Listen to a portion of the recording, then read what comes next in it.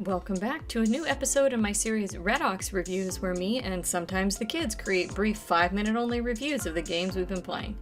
You'll be hearing us give our thoughts on new games and retro games, and you'll hear our pros and cons from different points of view, as well as a quick spoiler-free summary. Today, we're reviewing Little Nemo the Dream Master for NES.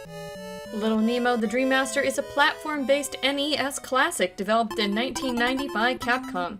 This game is a great example of what I've come to expect from Capcom in the days of the NES. It has tight controls, tricky platforming, and exceptional music, and it all lives up to the high standards set by the Disney Afternoon Collection and the Mega Man series.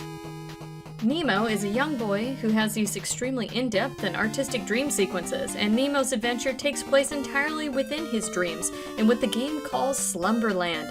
Eventually, as you progress through the Slumberland levels, you'll end up in the ridiculously difficult 3-stage Nightmare Land, where your goal is to defeat Morpheus, the evil king who wants to enslave all of Slumberland or something like that.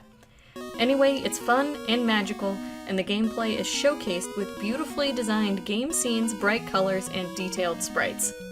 In each stage of the game, the player must collect keys to unlock the exit at the end of the stage. Nearly all of the keys must be reached by using the powers of various magical animal friends. Nemo tosses not 1, not 2, but 3 pieces of candy to specific animals in the game, and once the animals eat the candy, they fall asleep. And once they're asleep, Nemo literally jumps inside their bodies and takes over control of the creatures. Sure, it's a little bit disturbing, but I mean, so is Pokemon if you think about it too hard. Each animal friend has different special abilities. For instance, the frog can jump, the lizard can cling to walls, and so on. And the special abilities of each animal help Nemo overcome the in-game obstacles to reach the keys. Each stage, with one notable exception, which is the train level, is designed to be puzzly, where you have to hunt out and seek all these keys. The train level, and I guess part of one of the cloud levels, are the only two which contain some auto-scrolling, so they're set up a little differently. There are also 2 house-based dream levels with lots of upward platforming and complex room structures that require the player to really think about how they're going to go through each area, which animal friends they're going to, we'll say, use, and how to trigger the various things required to complete the puzzles, get the keys, and finish the stage. Once you have completed the Slumberland levels, suddenly the game gets much harder. That magical rod Nemo has had on his back the entire game? Well, apparently it's a magical attack wand used to defeat bosses. Enjoy these 3 seriously difficult bosses which come at you with lightning-fast moves and projectiles, because this is some serious endgame difficulty. While Little Nemo the Dream Master is a colorful, delightful, adorable game with wonderful music, make no mistake, it's also super difficult. The difficulty is somewhat mediated by a level select feature as well as a continue option, which I feel is necessary for the development and progression of the game itself.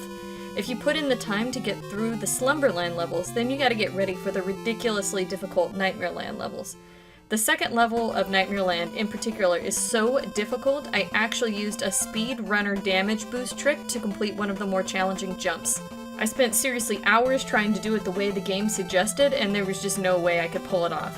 Although there appears to be 3 separate levels in Nightmare Land, you can only continue at the beginning of the first level, so you have to practice these levels over and over and over again to complete this game.